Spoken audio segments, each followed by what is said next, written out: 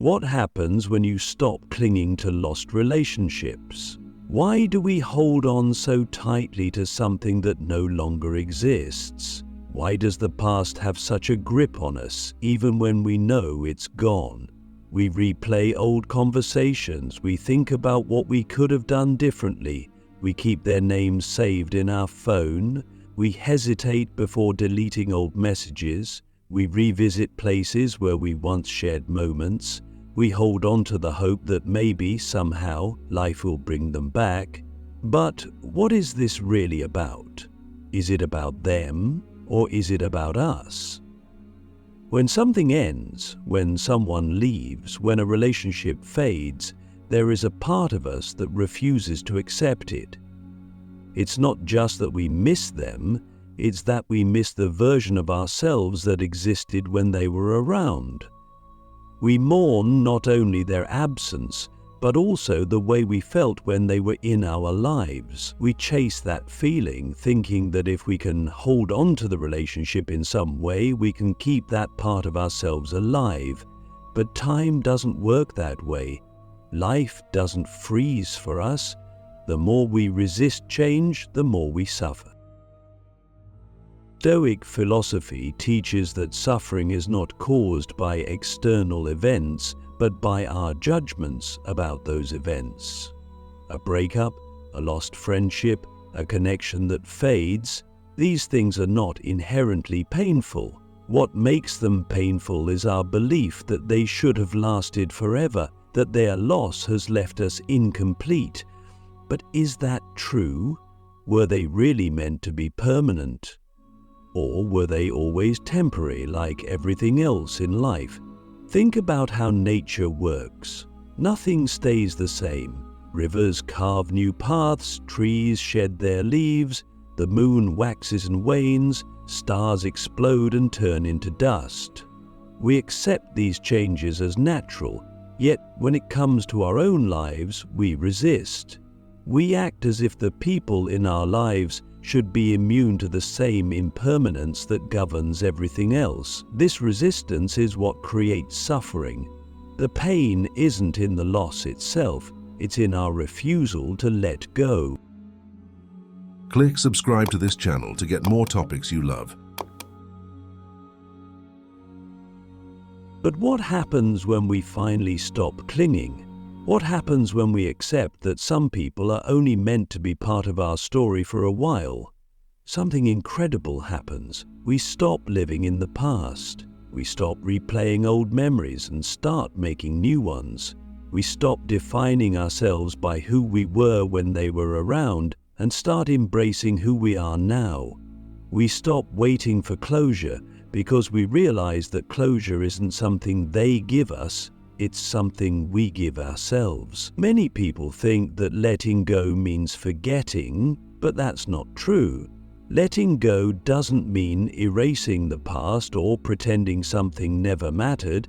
It means appreciating it for what it was, without needing it to be something more. It means recognizing that just because something was beautiful doesn't mean it was meant to last forever. Think about a sunset. When you watch the sky turn orange and pink, you don't try to hold on to the colors. You don't get sad when the sun disappears over the horizon. You appreciate it while it lasts, knowing that tomorrow there will be another sunset. Different, but just as beautiful in its own way. Relationships are the same.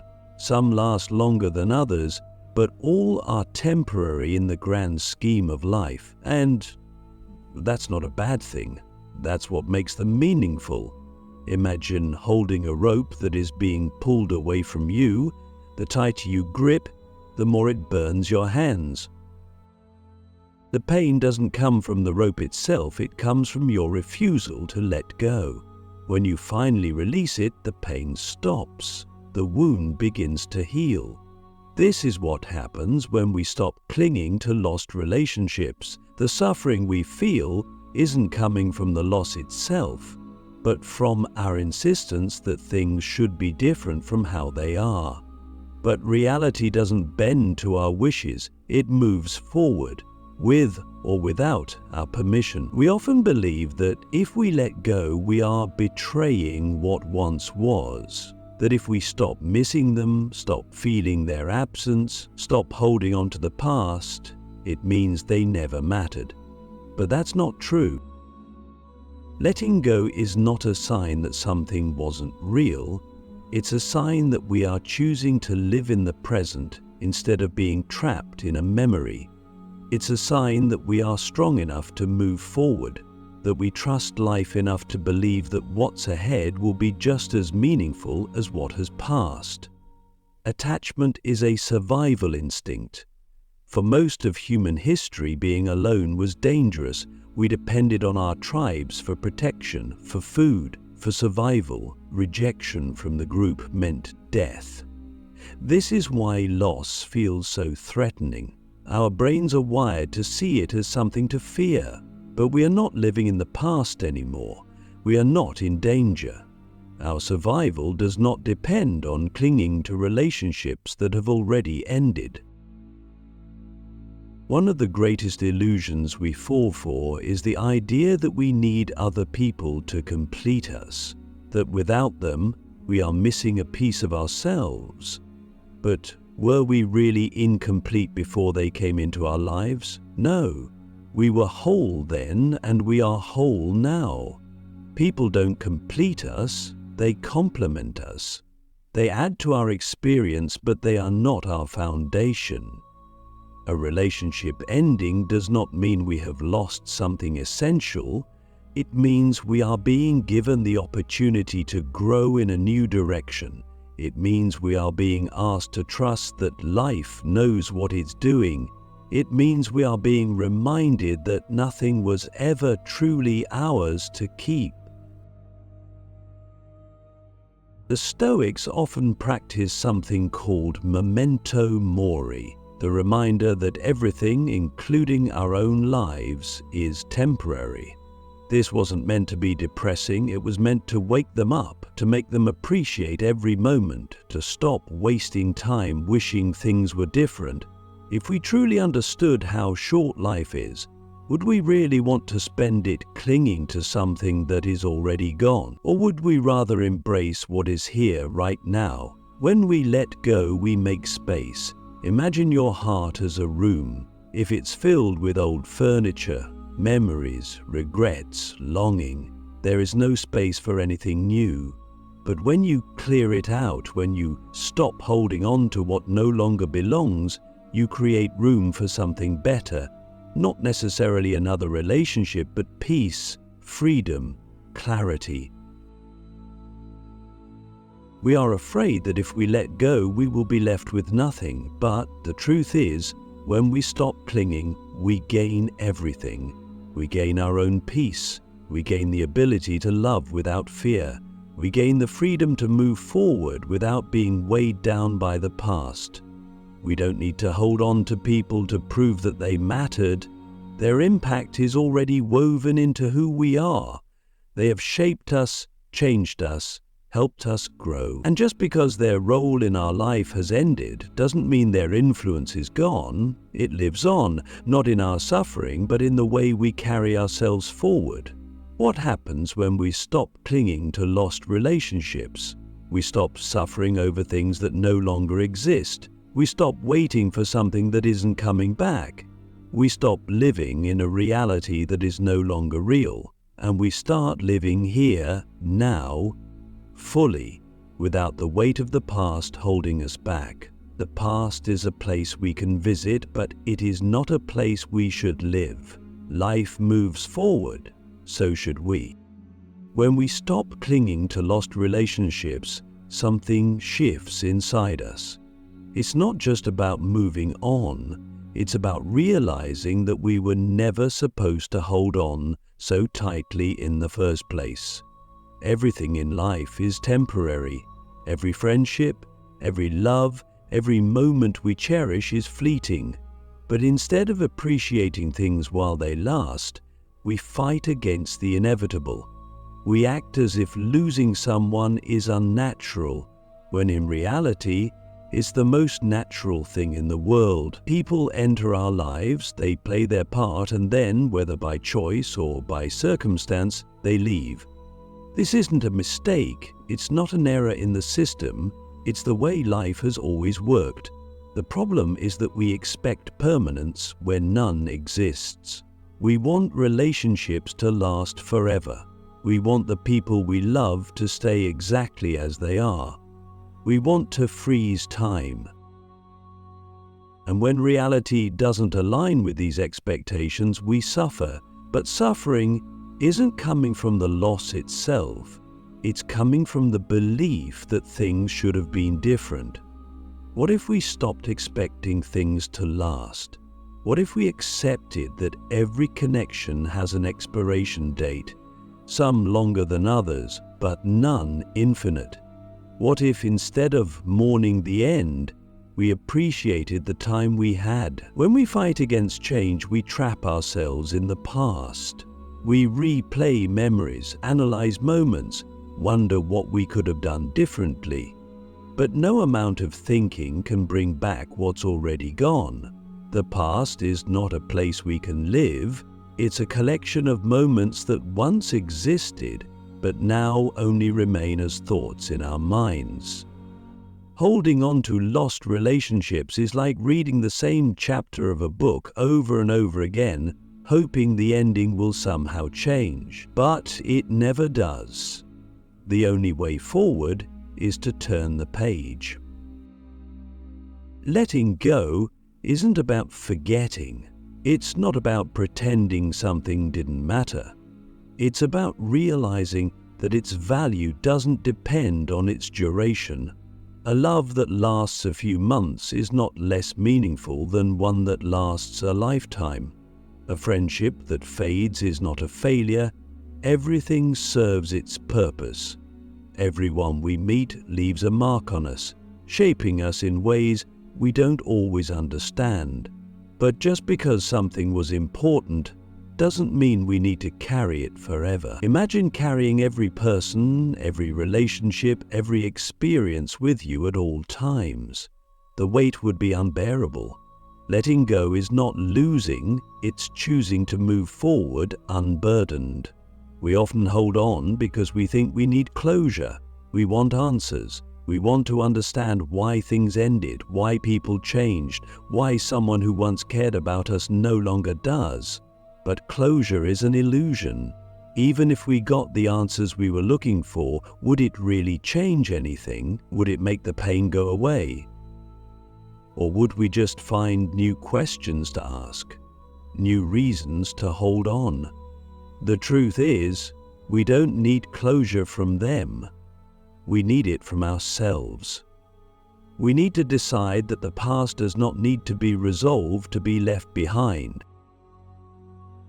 Imagine walking through a door and locking it behind you.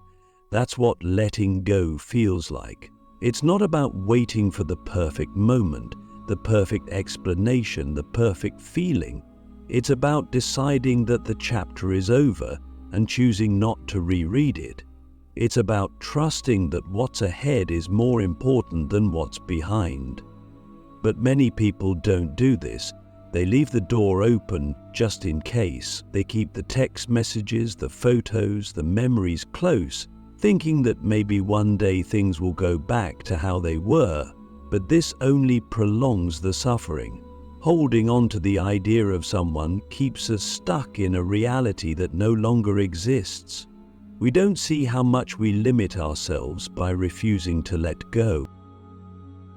We close ourselves off to new experiences, new people, new opportunities because we're too busy looking back. We compare everything to what we had before, we measure new connections against old ones. We convince ourselves that we'll never feel that way again, that we lost something irreplaceable. But nothing is irreplaceable. The world is full of people we haven't met, places we haven't seen, experiences we haven't had. The only thing stopping us from embracing them is our attachment to what's already gone. We think holding on is a sign of love, but real love is not about possession. Real love allows things to flow naturally. It doesn't cling, it doesn't beg, it doesn't resist change. If something was meant to stay, it would have. If someone was meant to be in your life, they would be. The fact that they're not means their role in your story has ended. Acceptance is not defeat. Acceptance is freedom. People fear letting go because they think it means they will be alone. But being alone is not the same as being lonely. Loneliness comes from craving something that isn't there. But when you stop craving, when you stop needing things to be different, you realize there is peace in solitude. You realize you don't need anyone to complete you because you were never incomplete to begin with. Think of how much time we waste chasing people who have already left, how much energy we spend thinking about someone who no longer thinks about us, how much of our lives we give to ghosts. What if we redirected that energy? What if instead of mourning what's lost, we focused on what's still here? What if instead of waiting for someone to return, we stepped fully into the present? We are afraid that if we let go, we will forget. That if we move on, it means what we had didn't matter. But moving on doesn't erase the past. It doesn't take away what was real. It simply means we are choosing to live in the now instead of staying trapped in what once was. Letting go is not a one-time decision. It's something we do every day. Every time we think about them and choose to redirect our thoughts. Every time we feel the pull of the past and decide not to follow it. Every time we catch ourselves romanticizing something that hurt us and remind ourselves why it ended. Healing is not linear. Some days we will feel free. Other days we will feel the weight of it all again. That's okay. Progress is not measured by perfection. It's measured by the small choices we make every day to keep moving forward. The truth is, we don't need to hold on to people to keep them with us. They are already a part of us. Every person we have ever loved has shaped us in some way. They have left pieces of themselves in our thoughts, our habits, our ways of seeing the world. We carry them in the lessons they taught us, in the way they made us feel, in the memories we choose to cherish. But they do not need to be physically present for their impact to remain. Imagine living without attachment. Imagine being able to love fully, without fear of loss. Imagine enjoying every moment for what it is, without needing it to last forever. This is what freedom feels like. This is what peace feels like. The past will always be there, but it does not need to control us. We can visit it without living in it. We can remember without reliving. We can appreciate without clinging. Everything we hold on to is holding on to us.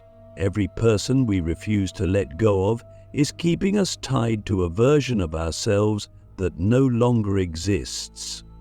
Letting go is not just about releasing them. It's about releasing who we were when we were with them. It's about stepping into who we are now, unburdened, unchained, free. At some point, we have to decide what matters more, the past we can't change or the future we can create. The relationships that have ended or the ones still waiting to begin. The things we have lost or the life that is still ahead of us. We cannot move forward while looking backward. We cannot embrace what's coming while clinging to what's gone. What happens when we stop clinging to lost relationships? We stop living in a world that no longer exists. We stop suffering over things we cannot change. We stop waiting for something that isn't coming back. And we start living fully, presently, freely. The past is over. The future is unwritten. And the only thing standing between us and peace is our willingness to let go.